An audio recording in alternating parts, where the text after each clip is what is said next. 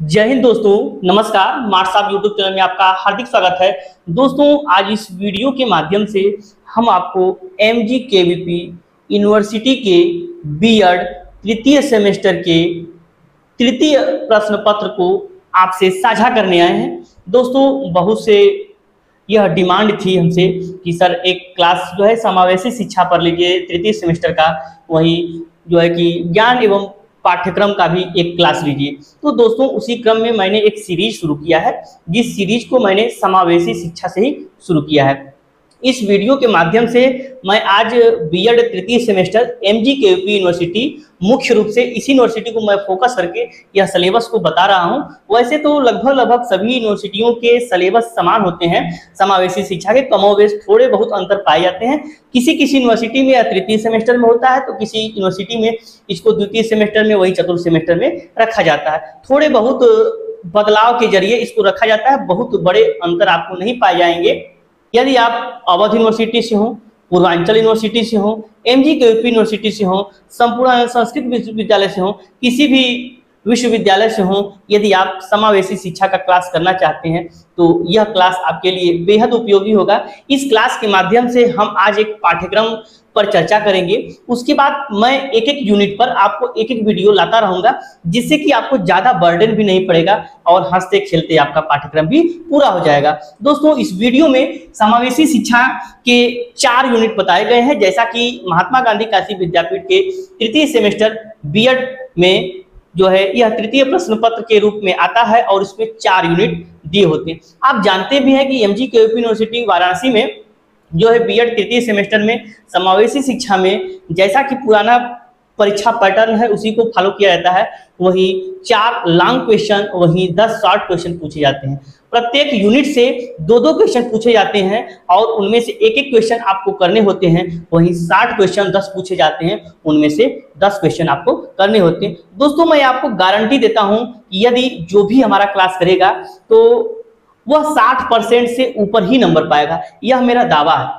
मैं बहुत कम कंटेंट आपको पढ़ाऊंगा, लेकिन वही कंटेंट पढ़ाऊंगा जो आपसे परीक्षा में आपके लिए उपयोगी होगा, क्योंकि बोझिल पाठ्यक्रम और बोझिल चीजें हमको पसंद नहीं है। और आज के समय में YouTube पर बहुत सारे वीडियो का भंडार है, जिसमें बोझिल पाठ्यक्रम का तो बहुत भंडार है। लेकिन आज हम मुख्यतः MGKVP यूनिवर्सिटी पर फोकस करते हुए इस पाठ्यक्रम को लेंगे और इसी पाठ्यक्रम के अनुसार MGKVP यूनिवर्सिटी में बीएड के तृतीय सेमेस्टर के तृतीय प्रश्न पत्र में यह पाठ्यक्रम लागू है। दोस्तों, इकाई 1 समावेशी शिक्षा, इसका कोटेड पॉइंट है समावेशी शिक्षा। इसमें 2 पॉइंट दिए गए हैं पाठ्यक्रम में। ए के रूप में दिया गया है वर्तमान शिक्षा में समावेशी शिक्षा की अवधारणा, अर्थ एवं आवश्यकता। वर्तमान जो समय चल रहा है उसके परिप्रेक्ष्य में समावेशी शिक्षा के क्या अर्थ है या अवधारणा है और वर्तमान समय में समावेशी शिक्षा क्यों जरूरी है, इन बिंदुओं को हम जानने का प्रयास करेंगे। वहीं बी में समावेशी शिक्षा में बाधक नीतियां एवं प्रथाओं की पहचान, समावेशी शिक्षा को इम्प्लीमेंट करने में कौन कौन से बाधक तत्व हैं उनका भी हम क्या करेंगे, पाठ्यक्रम के अंतर्गत अध्ययन करेंगे।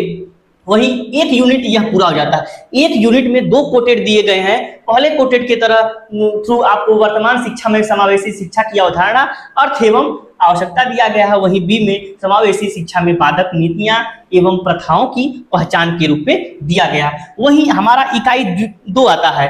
पहला इकाई जो हम आपको बता दिए हैं, इसमें से आपको 2 क्वेश्चन पूछेगा 15-15 नंबर के, जिनमें से एक क्वेश्चन आपको करने अनिवार्य होंगे। दूसरा हमारा इकाई 2 आता है समावेशी शिक्षा का ज्ञान क्षेत्र। दोस्तों, समावेशी शिक्षा का ज्ञान क्षेत्र, इसके अंदर पहले कोटेड में दिया है सामाजिक, आर्थिक एवं लिंग आधारित भेदभाव। मतलब समाज में सामाजिक, आर्थिक एवं लिंग आधारित कौन कौन से भेदभाव हैं जिनका जो है कि समावेशी शिक्षा के माध्यम से हम अध्ययन करेंगे। और डेयर्स रिपोर्ट, एक साथ रहने के लिए सीखना। दोस्तों, डेयर्स महोदय जो थे, ये डेयर्स इसमें मैंने लिख भी दिया है और पाठ्यक्रम में दिया भी था, लेकिन इनका शुद्ध नाम होता है डेलर्स। तो डेलर्स महोदय ने जो है एक रिपोर्ट प्रस्तुत किया था, जिसमें 4 बिंदुओं को उन्होंने कोटेड किया था। पहले बिंदु के रूप में उन्होंने यह कोटेड किया था कि जानने के लिए सीखना। दूसरा उनका पॉइंट था करके सीखना, वहीं तीसरा पॉइंट था जो है एक साथ रहने के लिए सीखना, और चौथा पॉइंट था होने के लिए सीखना। इन 4 बिंदुओं को डेलर्स महोदय ने एक रिपोर्ट के माध्यम से 1996 में प्रस्तुत किया। मैं जब आपको पढ़ाऊंगा तो इसको विधिवत पढ़ाऊंगा, और मैंने एक कोटेड के रूप में आपको बता दिया है। इसमें जो है डेलर्स रिपोर्ट, एक साथ रहने के लिए सीखना, जो ये पॉइंट है आपके लिए बहुत महत्वपूर्ण है पाठ्यक्रम के अनुसार। जो बी कोटेड दिया है क्षमता एवं विकलांगता के क्षेत्र आधारित शैक्षिक प्रथा एवं भेदभाव। जो दोस्तों विकलांगता के क्षेत्र आधारित कौन कौन से शैक्षिक प्रथा एवं भेदभाव हैं, उनका भी हम शैक्षिक समावेशन के रूप में समावेशी शिक्षा में अध्ययन करेंगे। दोस्तों अब पहले यूनिट को हमने देख लिया, दूसरे यूनिट को देख लिया, 15 30 नंबर तो हमारे यूं ही फिक्स हो गए। अब हम देखते हैं तीसरे यूनिट समावेशी शिक्षा के उपकरण। दोस्तों समावेशी शिक्षा के कौन कौन से उपकरण हैं, कोटेड 1 में दिया है विद्यालयी स्तर पर समावेशन को बढ़ाने एवं बहिष्करण को रोकने वाली नीतियां एवं कार्यक्रम। जैसा कि दोस्तों आप जानते हैं समावेशी शिक्षा को बढ़ाने के लिए भारतीय संविधान में भी बहुत सारे अनुच्छेद दिए गए हैं, वही बहुत सारे रिपोर्ट प्रस्तुत हुए हैं, बहुत सारे एक्ट हैं जिनका हम अध्ययन इस पॉइंट के थ्रू करेंगे।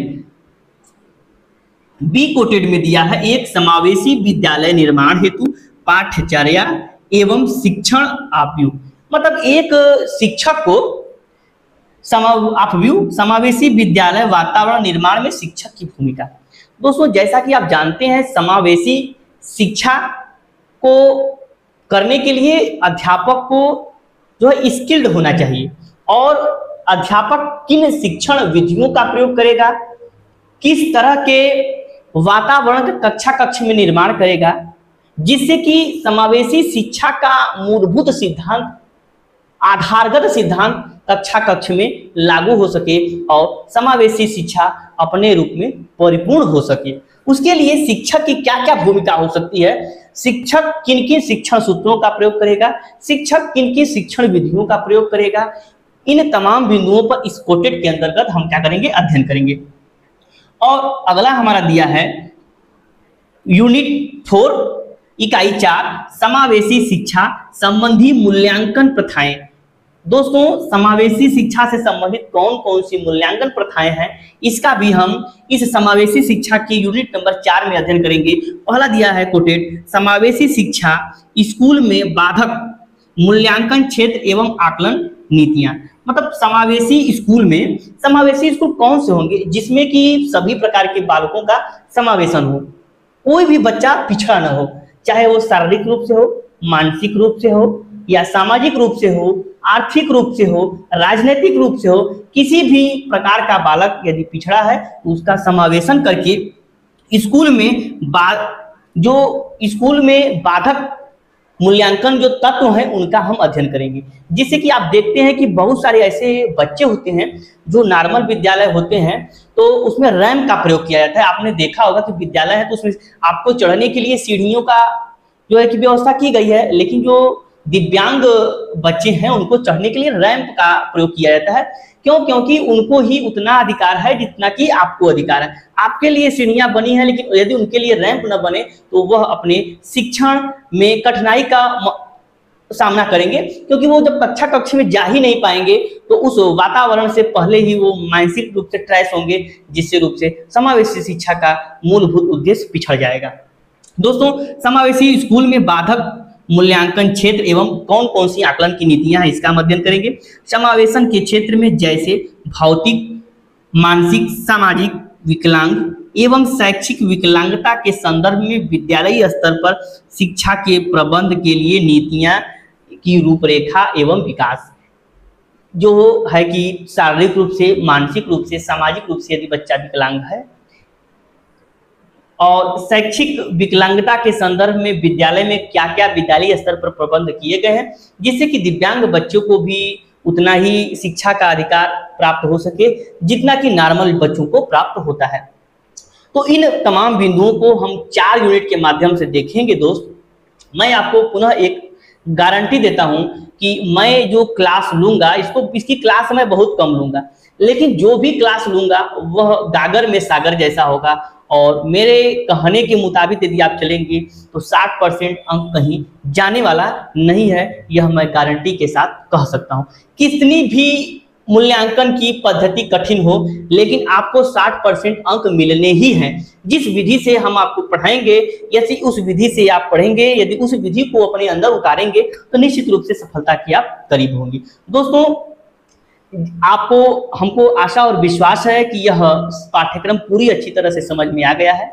यदि आ गया है तो आप अपने दोस्तों को भी इसे शेयर कर दीजिए, जिससे कि उनको भी जो बीएड तृतीय सेमेस्टर के तृतीय प्रश्न पत्र में जो भी बाधाएं उत्पन्न हो रही हैं वह दूर हो सके, और मैं जिस शिक्षण को लेकर के चला हूं उस शिक्षण का उद्देश्य भी पूरा हो सके। क्योंकि किस शिक्षण का उद्देश्य तभी तक पूरा हो सकता है जब तक उस शिक्षण का और उस शिक्षा का सार्वभौमिकरण न हो। सार्वभौमिकरण तभी होगा जब यह शिक्षण और यह शिक्षा सभी तक पहुंच सके, इस शिक्षा से कोई दूर न रहे, तभी सार्वभौमिकरण का उद्देश्य पूरा होगा। दोस्तों, आशा और विश्वास है कि आपको अच्छा लगा है। यदि आपको अच्छा लगा है तो हमारे वीडियो को लाइक भी कर दीजिए, हमारे चैनल को सब्सक्राइब भी कर दीजिए। मिलते हैं इसकी समावेशी शिक्षा के अगले क्लास के रूप में, तब तक के लिए नमस्कार, धन्यवाद।